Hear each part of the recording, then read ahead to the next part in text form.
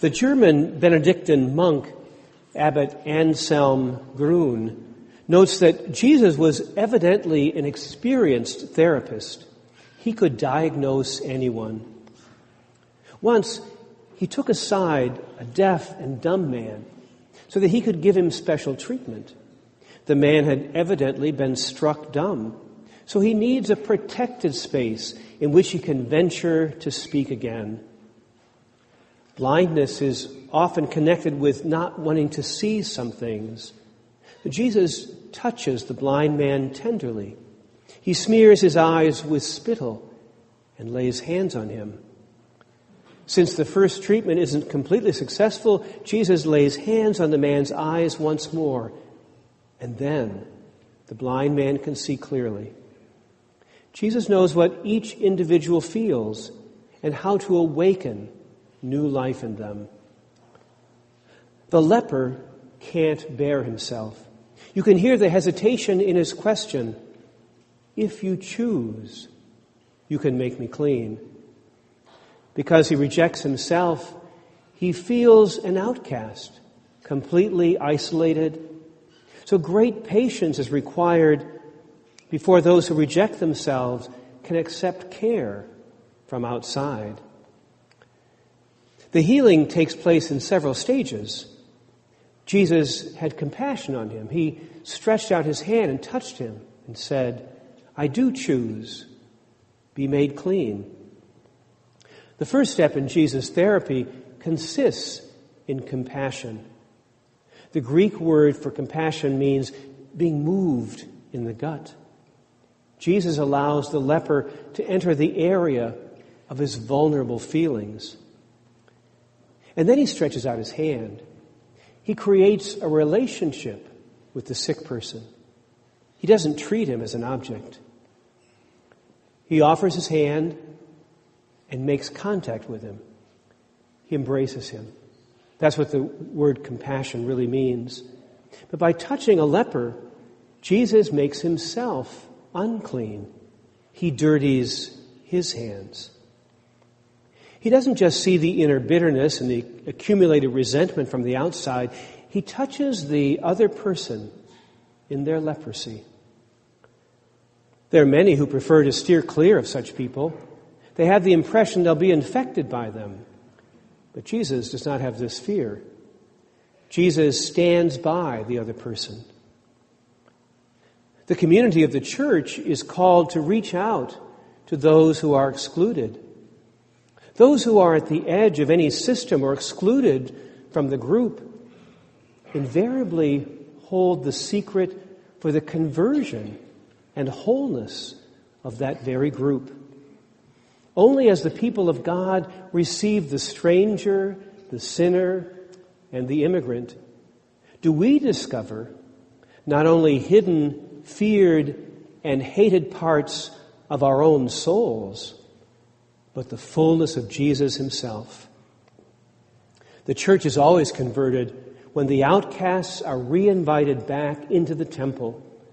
You see this in Jesus sending the leper to show himself to the priest. It's not just for his re-inclusion and acceptance, but actually for the group itself to be renewed. If you choose, you can make me clean.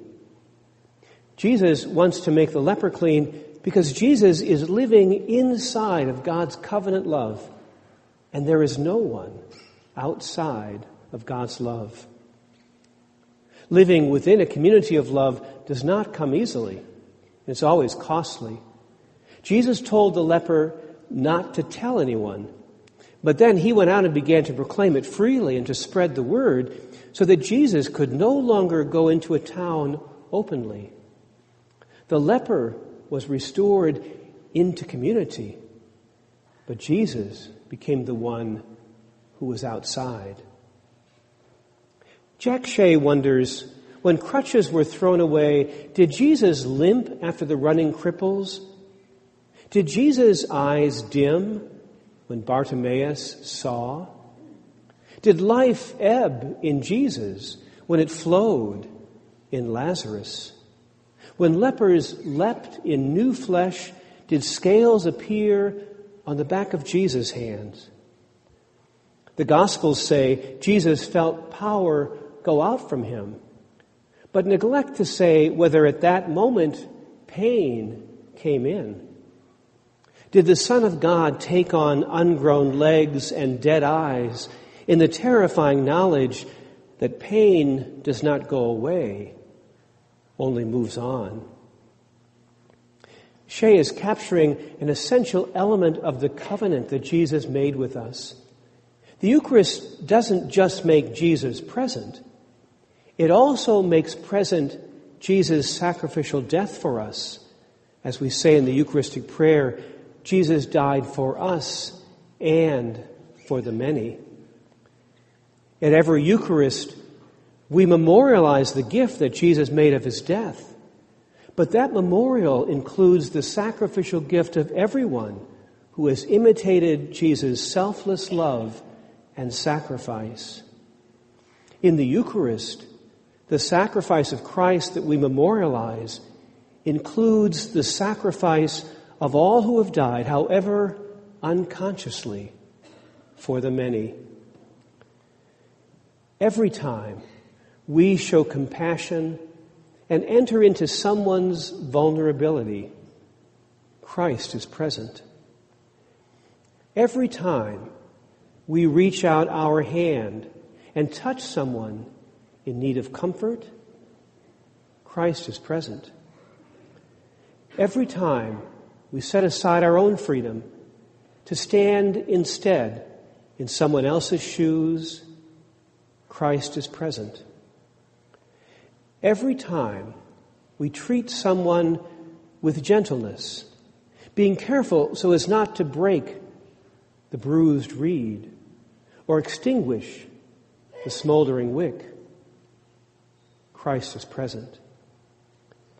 Every time we are faithful to the promise of love, Christ is present and life is full.